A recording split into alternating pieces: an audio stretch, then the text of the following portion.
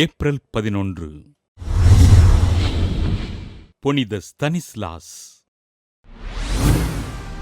Poland நாட்டில் பல ஆண்டுகள் குழந்தை பேறு இன்றி இருந்த பெலிஸ்லாஸ் போக்னா பெற்றோருக்கு கிபி 1030ஆம் ஆண்டு பிறந்தார் ஸ்தனிஸ்லாஸ். போலந்து நாட்டிலுள்ள நேசன் எனுமிடத்தில் கல்வி பயின்ற ஸ்தனிஸ்லாஸ் ஆண்டவரின் பணிகளை செய்வதற்கு ஆர்வம் கொண்டு குருவாக அருட்பொழிவு பெற்றார். போலந்து நாட்டின் கிராக்கோ நகருக்கு அருகிலுள்ள செம்போக்ஸ் என்ற பணித்தளத்தில் நியமனம் செய்யப்பட்ட அருட்தந்தை ஸ்தனிஸ்லாஸ் தன் குடும்ப சொத்துக்கள் அனைத்தையும் ஏழைகளுக்கு பகிர்ந்தளித்தார். கிராக்கோ நகர பேராலய பங்கு தந்தையாகவும் கிராக்கோ மறைமாவட்ட முதன்மை குருவாகவும் தன் பணிகளை திறம்படச் செய்த அருட்தந்தை ஸ்தனிஸ்லாஸ் கிபி 1072ஆம் ஆண்டு கிராக்கோ நகர ஆயராக திருநிலைப்படுத்தப்பட்டார்.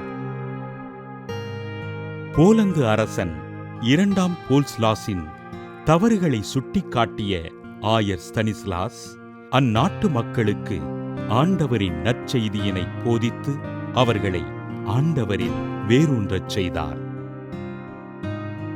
அரசன் 2ஆம் போல்ஸ்லாஸ் தொடர்ந்து செய்த தவறுகளினால் மக்கள் துன்புற இதனைக் கண்ட ஆயர் ஸ்தனிஸ்லாஸ் கிபி 1079ஆம் ஆண்டு மே 8ஆம் நாள் அரசன் போல்ஸ்லாஸினை திருச்சபையிலிருந்து புறம்பாக்கினார்.